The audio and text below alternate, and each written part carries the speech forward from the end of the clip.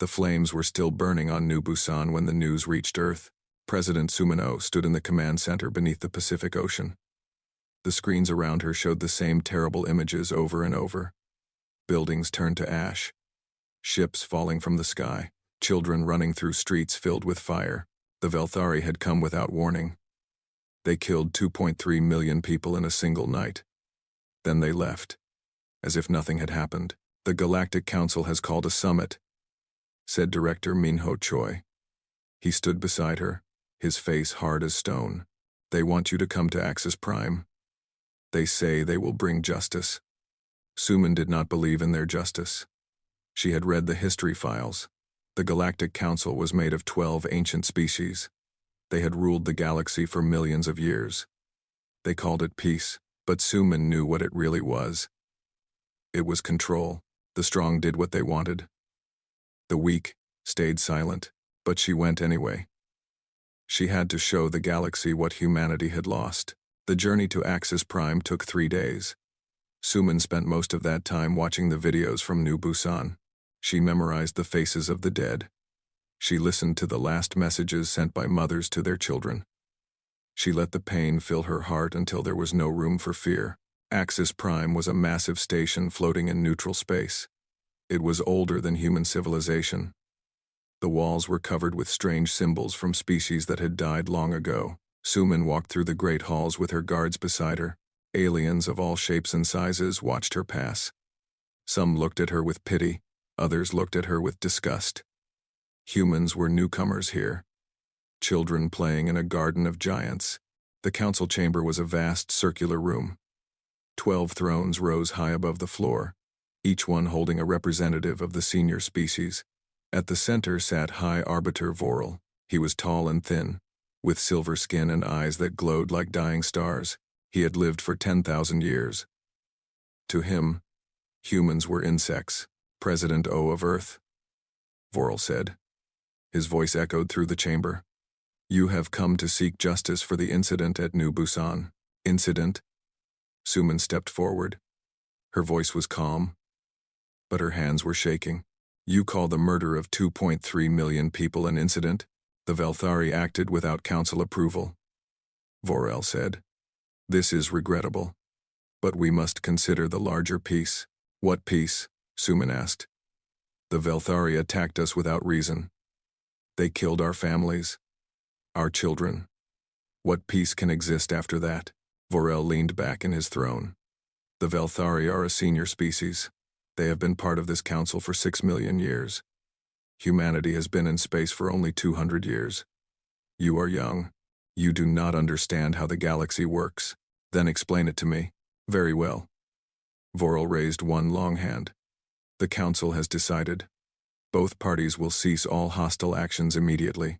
The Velthari will receive territory from your outer colonies as compensation for their lost ships. In return, they will promise not to attack your core worlds. This matter is now closed. Suman felt the words hit her like a physical blow. She looked around the chamber. The other council members watched her with cold eyes. None of them would speak for humanity. None of them cared about the dead. You want us to give them our colonies, she said slowly.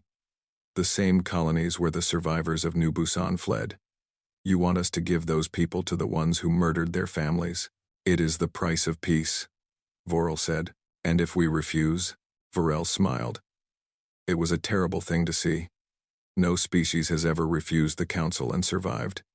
You are welcome to be the first to try. The chamber fell silent. Every eye was on Suman.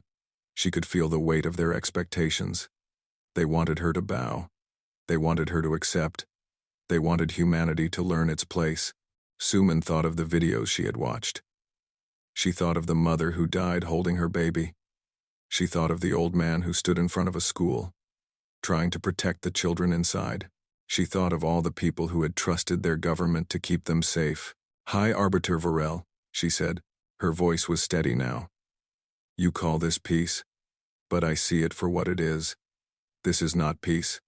This is extinction by committee. You want us to die slowly, piece by piece, until there is nothing left. She turned to face the chamber. I came here hoping for justice. I found none. I came here hoping for allies. I found only cowards. You sit on your thrones and talk about peace, but you have forgotten what that word means. Peace is not silence. Peace is not fear. Peace is justice, and justice does not bow to murderers. She looked back at Vorel.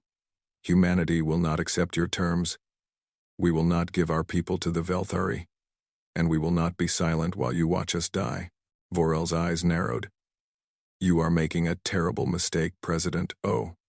The Council has resources you cannot imagine. We have ended species before. We can end yours. Perhaps, Suman said, but you will not do it easily. And you will not do it quietly. The galaxy will watch, and they will remember. She turned and walked toward the door. Her guards followed her. Behind her, she could hear Vorel calling for her to stop. She did not look back. In the corridor outside, she almost ran into Ambassador Dren.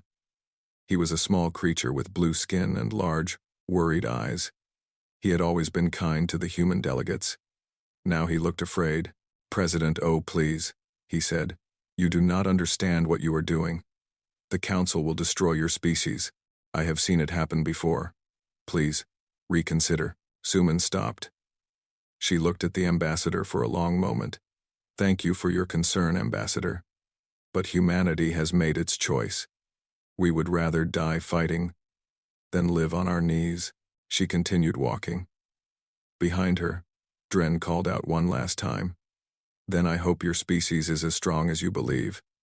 Because the Council shows no mercy. Suman did not answer. She boarded her ship and left Axis Prime behind. 3 days later, she stood in a bunker beneath the Pacific Ocean. Admiral Tejo Park waited for her. He was an old soldier with gray hair and steady hands. He had fought in 3 wars and won them all. Now he would fight the most important war in human history. Admiral, Suman said, begin Operation Thunderfall. We answer to no one but ourselves. Tejo saluted. Yes, Madam President. What are our objectives? Suman looked at the map on the wall. It showed the entire galaxy. So many stars, so many enemies. So much to lose. Our objective is simple, she said. We survive. And we make them regret ever touching our people. The war had begun. 6 months passed after the summit. The galaxy believed humanity had surrendered. High Arbiter Vorel sat in his private chamber on Axis Prime, reading the reports with satisfaction. Human fleets had returned to their home systems. Their colonies had gone quiet. Their broadcasts showed a broken people, mourning their dead and accepting their fate. The young species had learned its lesson. The humans have submitted, Vorel said to Commander Thaxis of the Velthari Empire. Your attack was successful. They now understand their place. Thaxis was a massive creature, covered in dark scales and built for war. His people had conquered 100 worlds before humanity even discovered fire. He smiled, showing rows of sharp teeth. They are weak. I told you they would break. My only regret is that we did not kill more. Patience, Vorel said. Once they finish transferring the colonies, you may do as you wish with them. But for now, we must maintain the appearance of peace. Thaxis nodded. He was already planning his next attack. This time, he would strike Earth itself. He would burn their cities and enslave their people. The humans would learn what it meant to challenge a superior species. Neither of them knew that humanity was listening to every word. Deep in the asteroid belt, hidden from all sensors, Station Omega floated in the darkness. This was humanity's secret. While the public mourned and the politicians spoke of peace, the military had been preparing for war. Director Minho Choi stood in the control room, watching the screens. His agents had placed listening devices throughout Council space. He knew every plan the enemy made. He knew about Thaxis and his dreams of conquest. He knew about Vorel and his arrogance. And he knew that humanity had only 3 months before the next attack came. The Velthari fleet is gathering at their forward base, he reported to Admiral Tejo Park. They plan to strike Earth during the memorial ceremony for New Busan. They think we will be distracted by grief. Tejo studied the intelligence reports.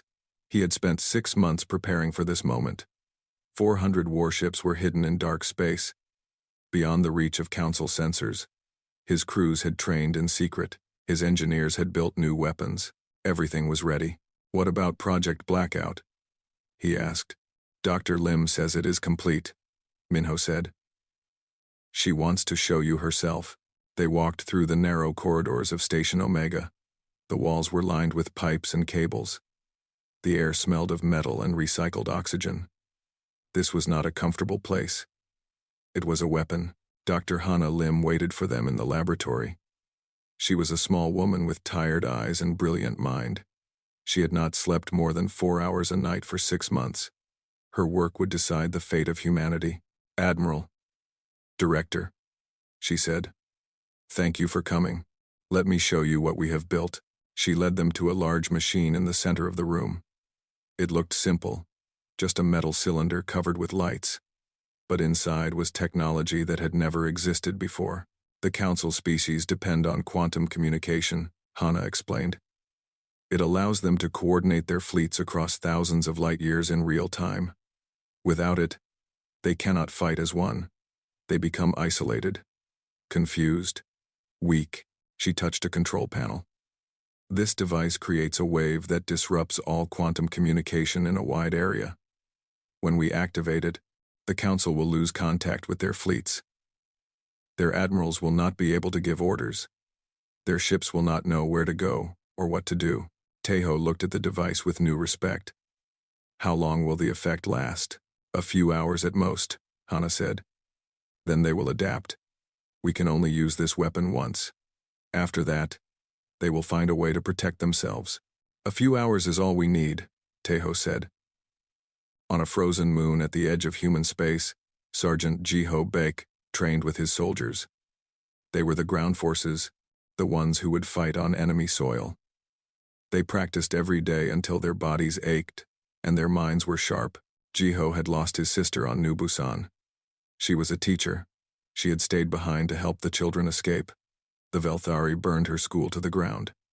Jiho had watched the video 100 times. He had memorized every detail. He would carry that memory into battle. Around him, other soldiers shared their own stories. Private Yoonji Kim had lost her parents. Corporal Do-hyun Lee had lost his wife. Every person here had lost someone. They did not speak of revenge. Revenge was too small a word. They spoke of justice, of making things right, of showing the galaxy that humanity would not be forgotten. We will reach the enemy homeworld, Jiho told his squad. We will look them in the eyes, and we will make them understand what they took from us. His soldiers nodded. They were ready. Captain Yuna Kang flew the battleship Defiance through enemy space. Her mission was dangerous. She was alone, far from any support, gathering intelligence on Velthari military positions. Yuna was not afraid. She had been born on a mining station near Jupiter. She had learned to fly before she learned to walk. Her ship was her home.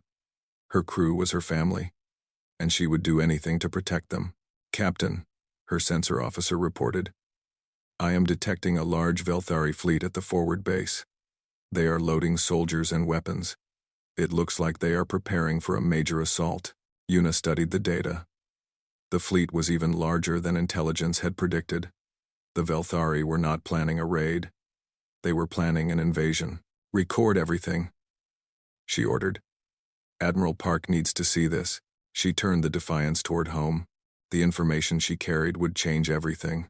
3 days later, Yuna stood in the command center on Station Omega. Admiral Park and President O listened as she delivered her report. The Velthari are not just planning another attack, Yuna said. They are planning to conquer Earth completely. They have assembled a fleet of 600 ships. They have loaded enough soldiers to occupy every major city on the planet. They believe we are broken. They believe we will not fight back. President O looked at the images on the screen. She saw the enemy ships, bristling with weapons. She saw the troop transports, filled with soldiers eager for blood. She saw the future that awaited humanity if they did nothing. How long do we have? She asked. 3 months, Yuna said. Maybe less. Silence filled the room. Everyone understood what this meant. They could wait and try to defend Earth, but defense would not be enough. The Velthari fleet was too large. The Council would send reinforcements. Eventually, humanity would fall. Or they could attack first. They could strike the enemy before they were ready.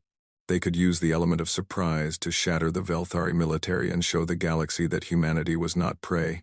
President O made her decision. "Admiral Park," she said, "prepare the fleet. We attack in 1 week." "And the Council?" Tejo asked. "They will send their fleets to help the Velthari.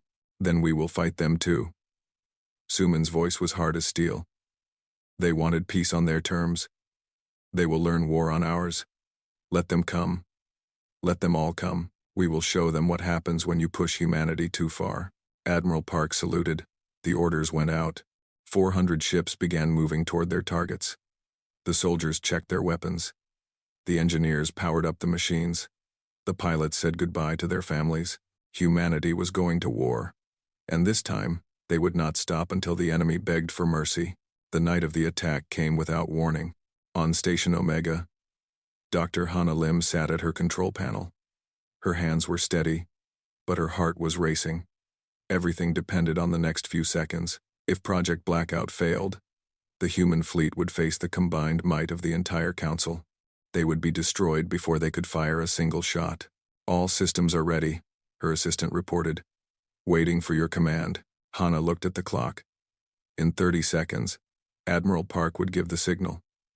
In 30 seconds, she would change the course of galactic history. The signal came. A single word appeared on her screen. "Execute." Hana pressed the button. Across the galaxy, chaos erupted. On Axis Prime, High Arbiter Voral was meeting with his advisors when every communication device went dark.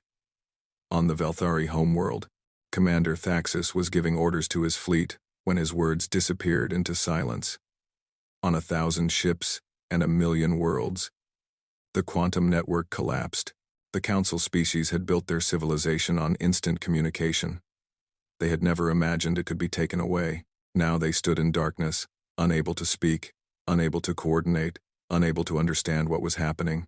And then the human fleet arrived. Admiral Tejo Park stood on the bridge of his flagship, the Spirit of Earth. Around him, 400 warships emerged from dark space. They appeared like ghosts in the night, their weapons armed and ready. Before them lay the Velthari home system. Before them lay the enemy that had murdered their families. Tejo opened a channel to the Velthari command station. He knew they could receive short-range transmissions. He wanted them to hear his voice. "This is Admiral Tejo Park of the United Earth Fleet," he said. His voice was calm and cold. 6 months ago, you killed 2.3 million of our people on New Busan. You burned our cities. You murdered our children. You thought we would accept it. You thought we would bow down and let you destroy us piece by piece." He paused. On the screens before him, he could see the Velthari ships scrambling to respond. They were confused. They could not contact their command. They did not know how many human ships had come. "You were wrong," Tejo continued. "We did not come here to negotiate. We did not come here to ask for mercy. We came here to remind you of something you have forgotten. Humanity does not forgive. And humanity does not forget. Today, you will learn the price of attacking our people." The channel closed. Tejo turned to his tactical officer. "All ships," he ordered. "Attack." The Battle of Velthari Prime began with fire. Captain Yuna Kang led the assault wing of the human fleet. Her battleship, the Defiance, cut through space like a blade. Around her, 50 other ships followed in perfect formation. Their target was the Velthari flagship, the Conqueror. If they could destroy it, the enemy fleet would fall apart. "Enemy ships are moving to intercept," her sensor officer reported. "I count 200 vessels. They are trying to form a defensive line." Yuna studied the enemy formation. The Velthari were good warriors. Even without communication, they knew how to fight. But they were not ready for what was coming. "All ships, prepare for attack pattern Delta," she ordered. "We hit them hard and fast. No hesitation, no mercy." The Defiance accelerated toward the enemy. Plasma bolts filled the space between the fleets. The first human ship exploded, then another. But the humans did not slow down. They pushed forward, accepting the losses, focused only on their target. Yuna saw the Conqueror ahead. It was a massive ship, larger than anything humanity had ever built. Its weapons could destroy a city with a single shot. Commander Thaxis was aboard, directing the defense. "Target the flagship," Yuna ordered. "All weapons, fire." The Defiance unleashed everything it had. Missiles streaked through space. Energy beams burned through shields. The Conqueror fought back, its weapons tearing into the human ship. The Defiance shook with each impact. Alarms screamed. Crew members fell, but Yuna did not stop. "Hull breach on decks 3 through 7. Her damage officer reported. "We are losing atmosphere. We cannot survive another hit." Yuna made her decision. She knew what she had to do. She knew the cost. "All crew, abandon ship," she ordered. "Get to the escape pods." "Now, Captain, what about you?" Yuna gripped the controls.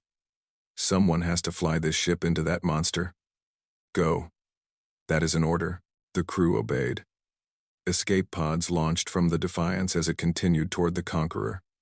Yuna was alone now, guiding the dying ship toward its final target. At the last moment, she ejected. Her escape pod shot away from the Defiance just as it struck the Conqueror. The explosion was blinding. 2 great ships died together in a ball of fire and metal. When Yuna's vision cleared, she saw the Conqueror was gone. The Velthari flagship had been destroyed.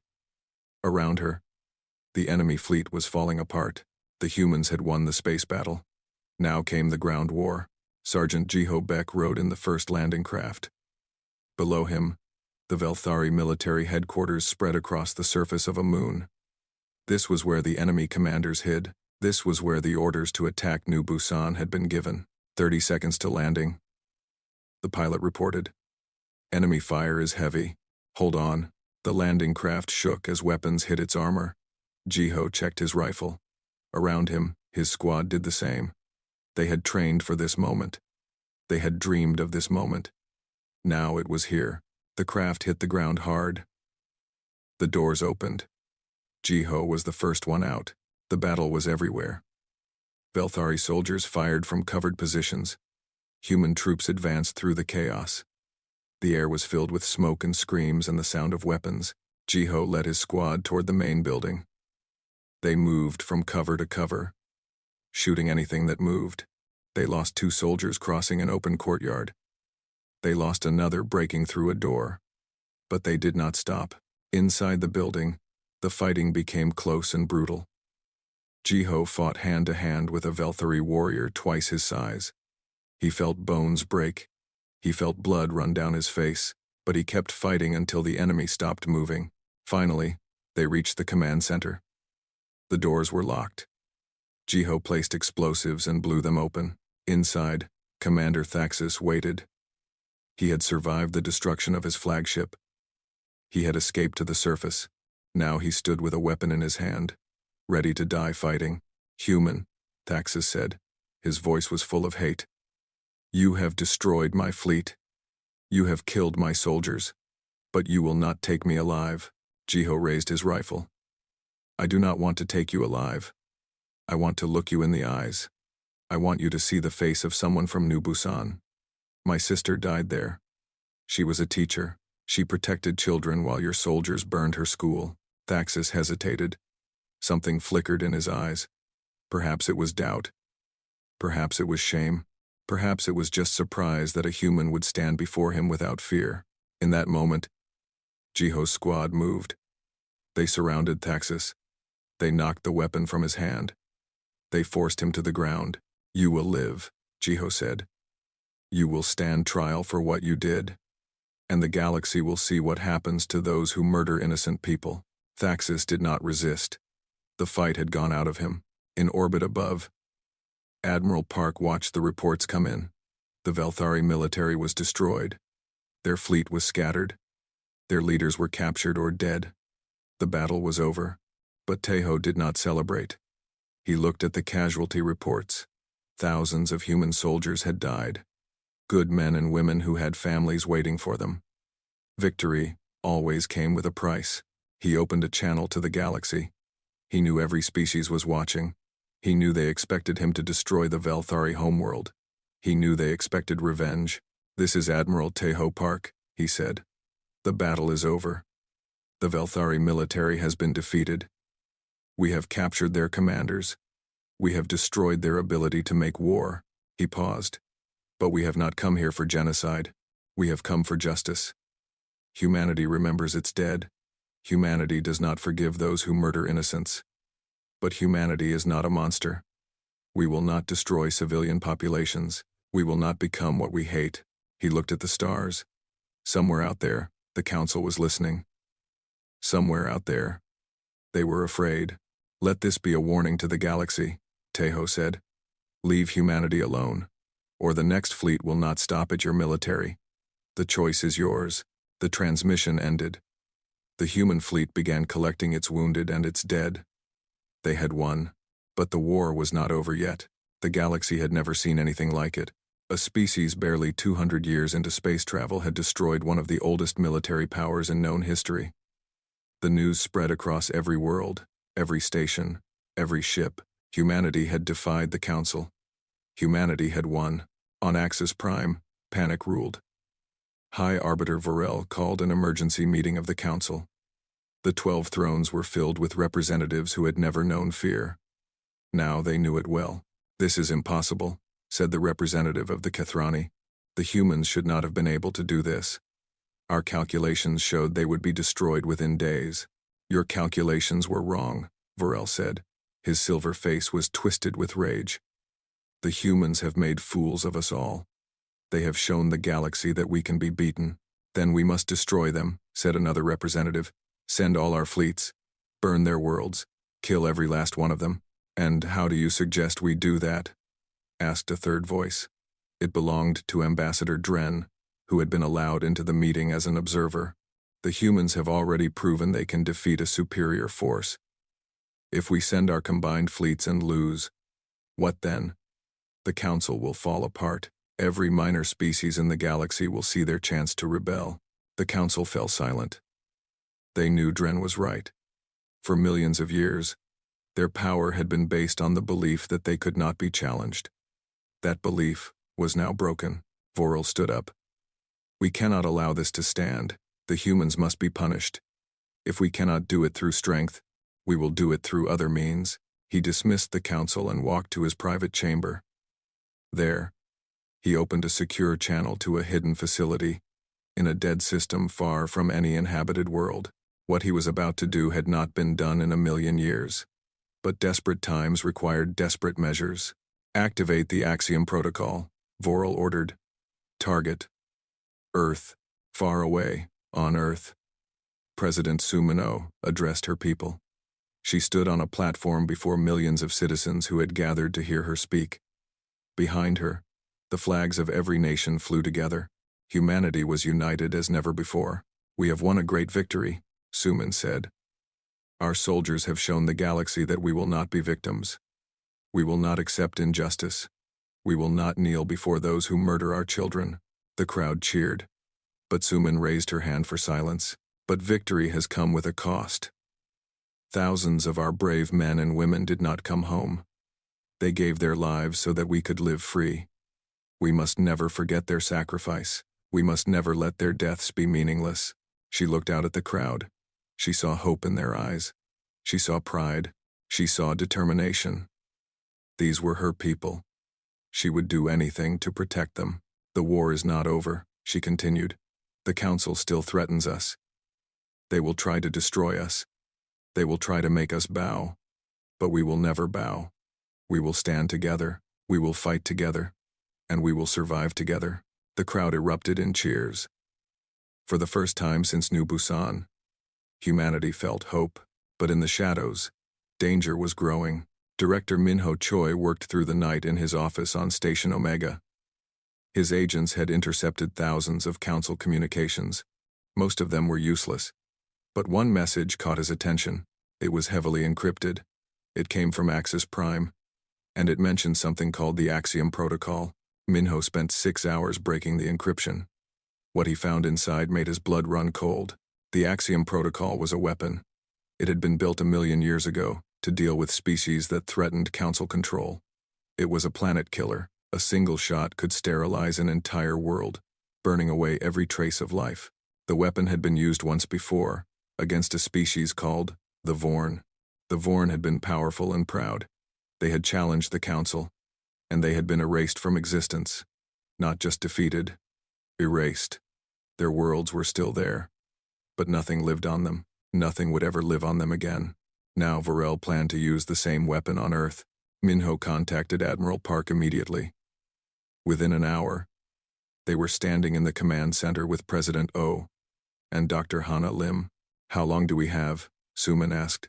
"The weapon is located in a dead system called the Void of Keth," Minho said. "It will take 3 weeks to power up. After that, it will fire on Earth. Nothing will survive. Can we stop it?" Dr. Lim stepped forward. "The weapon is protected by automated defenses. No fleet has ever reached it. But if we can get a team inside, we might be able to destroy the power core. It would require a ground assault." "That is a suicide mission," Tejo said quietly. "Yes," Hana agreed. "But it is the only way." Silence filled the room. Everyone understood what this meant. Someone would have to sacrifice their life to save humanity. Before anyone could speak, another problem emerged. Captain Yuna Kang entered the command center. She had recovered from her injuries and was walking with a slight limp, but her eyes were sharp as ever. "We have a problem," she said. "Our agents have discovered a faction within Earth's government. They want to surrender to the Council. They believe we cannot win." Suman's eyes narrowed. "Who are they?" "Several ministers and military officers. They have been in secret contact with Council representatives. They plan to arrest you and Admiral Park, then offer humanity's submission in exchange for mercy." "When will they move?" "Within days. Maybe sooner." President O looked at the faces around her. She saw loyal soldiers and brilliant scientists. She saw people who had given everything for humanity's survival, and she saw that they were surrounded by enemies on all sides. "Admiral Park," she said, "arrest the traitors. Do it quietly. We cannot afford chaos right now." "Yes, Madam President." "Captain Kang, I want you to prepare a mission to the Void of Keth. Find volunteers. Make sure they understand what they are signing up for." "I will lead the mission myself," Yuna said. Suman looked at her for a long moment. "Are you sure? You nearly died in the last battle." "That is exactly why I must go," Yuna said. "I have already lost my ship and my crew. I have nothing left to lose, but I still have something to give." Meanwhile, on a prison ship heading toward Earth, Commander Thaxis sat in his cell. He had not spoken since his capture. He had refused food. He had refused water. He simply sat and stared at the wall. A human officer came to his cell. It was Sergeant Jiho Baek. He carried a small screen in his hand. "I want to show you something," Jiho said. He placed the screen in front of Thaxis. On it played footage from New Busan. Not the attack. The days before. Children playing in parks. Families eating dinner together. Teachers standing in front of classrooms. "This is what you destroyed," Jiho said. "These are the people you killed. Not soldiers. Not warriors. Just ordinary people living their lives." Thaxis watched the footage. His face was unreadable, but something changed in his eyes. "Why show me this?" he asked. "Because I want you to understand," Jiho said. "I want you to feel what we feel. And then I want to ask you a question." He leaned closer to the cell. "The Council is planning to destroy Earth with something called the Axiom Protocol. Do you know anything about it?" Thaxis was silent for a long moment. When he spoke, his voice was different. Softer. Almost sad. "I have heard stories. A weapon from ancient times. It was used against the Vorn. No one survived. Where is it? How can we stop it?" Thaxis looked at Jiho. "Why should I help you? You are my enemy, because if we die, the Council wins," Jiho said. "They will continue to rule the galaxy with fear. They will continue to murder innocent people. Is that what you want your legacy to be? A weapon for tyrants?" Thaxis closed his eyes. For a long time, he did not speak. When he opened them again, there was something new in his gaze. Perhaps it was shame. Perhaps it was the beginning of redemption. "The weapon is in the Void of Keth," he said. "There is a weakness in the automated defenses. A path that can be used to reach the core. I will tell you everything I know. Jiho nodded. Thank you. Do not thank me, Thaxis said. I am doing this for the children in that video. I am doing this because I finally understand what we took from you. I am doing this because I want to die knowing I did one good thing in my life. The information was sent to Station Omega. The mission planning began. Humanity had a chance, but time was running out. The void of Keth was the darkest place in the galaxy. No stars burned here. No planets orbited in the endless black. Only the ancient weapon waited in silence, a monument to cruelty from a forgotten age. The Axiom Station was massive, larger than most cities. Its metal skin was covered with weapons and sensors. Nothing had ever reached it. Nothing had ever tried, until now. Captain Yuna Kang stood on the bridge of the assault ship Dawn's Light. Around her, a fleet of 30 vessels moved through the darkness. They were volunteers, every one of them. They knew the odds. They knew most of them would not survive. They came anyway. The weapon is powering up, her sensor officer reported. We have 12 hours before it fires. 12 hours to save Earth. 12 hours to save humanity. 12 hours to change the fate of the galaxy. Take us in, Yuna ordered. The fleet accelerated toward the station. Immediately, the automated defenses came alive. Weapons platforms emerged from the station's surface. Thousands of guns turned toward the human ships, the void filled with fire. The first ship exploded within seconds. Then another. The defenses were overwhelming. Nothing could survive this storm, but the humans kept coming. Use the path Thaxis gave us, Yuna ordered. Formation, Sigma. All ships, follow me. The Dawn's Light dove toward a narrow gap in the defense grid. Thaxis had been right. There was a weakness, a blind spot where the ancient builders had made a mistake. It was small, barely wide enough for a single ship, but it was enough. One by one, the human ships followed. They lost half their fleet in the first minute. They lost more in the second, but enough of them made it through. Enough of them reached the station. Landing teams, prepare for deployment, Yuna said. Remember your mission. Get to the core. Plant the charges. Destroy this thing. In the landing bay, Sergeant Jihobek checked his equipment one final time.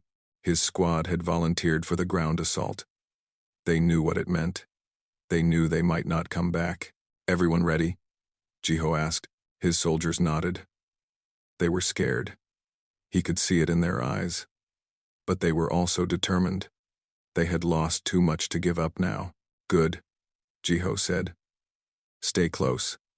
Watch each other's backs. And remember what we are fighting for. The landing craft launched from the Dawn's Light.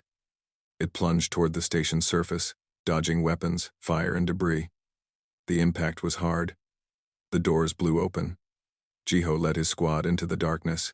The inside of the station was like nothing they had ever seen. The corridors were too tall, too wide. Built for creatures much larger than humans. Strange lights flickered on the walls. The air smelled old, like dust and metal and forgotten things. The core is 3 kilometers ahead, Jiho said, checking his scanner. Stay alert. The defenses will be strongest there. They moved through the station, fighting every step of the way. Automated machines emerged from the walls, firing weapons that turned metal into vapor. Jiho watched soldiers fall around him. He watched friends die, but he kept moving. Behind him, in orbit, the battle continued. Captain Kang fought desperately to protect the remaining landing craft. Her ship was burning. Half her crew was dead, but she refused to retreat. All ships, focus fire on the main defense tower, she ordered. Give the ground teams time. The human fleet concentrated their attack on a single point. The defense tower exploded in a ball of fire. For a moment, the weapons fell silent. Ground teams, you have a window. Yuna broadcast. Move now. We cannot hold them much longer. Jiho heard the message. He ran faster. His squad followed. They were close now. So close. The core chamber was enormous. In the center, a pillar of light rose from the floor to the ceiling. This was the heart of the weapon. This was what would destroy Earth. Set the charges, Jiho ordered. Everyone, move. His soldiers spread out around the chamber. They placed explosives on the key points Dr. Lim had identified. Each charge would weaken the structure. Together, they would bring the whole thing down. But the defenses had found them. Machines poured into the chamber from every entrance. Jiho's squad fought back, but there were too many. One by one, his soldiers fell. Soon, only Jiho remained. He looked at the detonator in his hand. The charges were set. All he had to do was press the button, but the machines were between him and the exit. If he triggered the explosion now, he would die with the station. Jiho thought of his sister. He thought of the school where she taught. He thought of the children she had tried to protect. He thought of all the people on Earth who were counting on him. He opened his radio.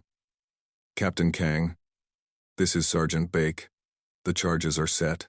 I am ready to detonate." "Jiho, wait," Yuna's voice came back. "There might be another way.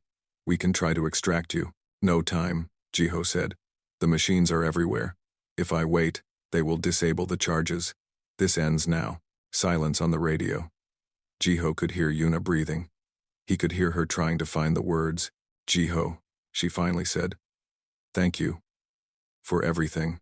Tell my sister's students that their teacher was remembered," Jiho said. "Tell them we did not forget." He looked at the pillar of light. He thought of New Busan. He thought of the flames. He thought of his sister smiling. "For New Busan," he said. "For my sister. For Earth." He pressed the button. The explosion tore through the station. The core collapsed in on itself. The pillar of light flickered and died. The ancient weapon, built 1,000,000 years ago to destroy civilizations, was gone forever. In orbit, Captain Kang watched the station break apart. Tears ran down her face. She had seen many soldiers die. But this was different. Jiho had chosen his death. He had given it meaning. "All ships," she said quietly. "The mission is complete. Return to Earth." The surviving ships turned away from the void of Keth. They left the darkness behind. They carried with them the memory of those who had fallen. 3 weeks later, the galaxy changed. On Axis Prime, High Arbiter Voral was arrested by his own guards. They dragged him from his throne while he screamed about the glory of the Council. No one listened. Ambassador Dren stood before the assembled representatives. He was not alone. 3 other species had joined him, species who had seen what humanity did and decided they wanted to be on the right side of history. "The old council is finished," Dren announced. "For millions of years, we ruled through fear. We crushed any species that dared to challenge us. We called it peace. But it was tyranny." He looked at the humans who stood beside him. Admiral Park, Captain Kang, Director Choi, Dr. Lim. They had been enemies once. Now they were allies. "Today, we create something new," Dren continued. "A galactic assembly where no species holds supreme power. Where every voice matters. Where peace is built on justice, not on silence." The representatives voted. The old council was dissolved. The new assembly was born. It would not be perfect. Nothing ever was. But it was a beginning. On Earth, President Sumin-O stood at the New Busan Memorial. The names of the dead were carved into black stone. 2.3 million names. Each one a person. Each one remembered. Behind her stood the leaders who had brought humanity through the fire. Taeho Park, who had led the fleet. Yuna Kang, who had refused to give up. Minho Choi, who had found the enemy's secrets. Hana Lim, who had built the weapons that saved them. And there was an empty space where Jiho Baek should have stood. His name would be added to the memorial, not as a victim, but as a hero. Suman turned to face the crowd. Millions of people had gathered. They came from every nation, every continent, every colony. They came to remember the dead and to celebrate the living. "We stand here today because of sacrifice," Suman said. "We stand here because ordinary people did extraordinary things. Teachers who protected children. Soldiers who gave their lives. Scientists who worked through the night. Leaders who refused to bow." She paused. The wind carried her words across the crowd. "The galaxy told us to be silent. We refused. The galaxy told us to accept injustice. We refused. The galaxy told us to kneel. We refused. And when they tried to destroy us, We showed them what humanity is made of. She looked at the names on the memorial. So many dead, so much lost, but not in vain. They called us young, she said. They called us weak. They called us children playing in a garden of giants. They were wrong. We are not children. We are not prey. We are humanity. And we bow to no one. The crowd cheered. The sound rose up into the sky, carried by the wind to the stars above. Somewhere out there, the galaxy was watching. Somewhere out there, they were listening, and they would never forget what they had seen. Humanity had risen. Humanity had fought. Humanity had won. Not because they were stronger. Not because they were older. But because they refused to accept a universe where the powerful could destroy the innocent without consequence. That was the lesson they taught the galaxy. That was the legacy of the fallen. That was the beginning of a new age. And somewhere, in the light of a distant star, Jihobek's spirit smiled. The story was not over. Stories never really end. But this chapter was complete. Humanity had found its place among the stars, and they had done it on their own terms.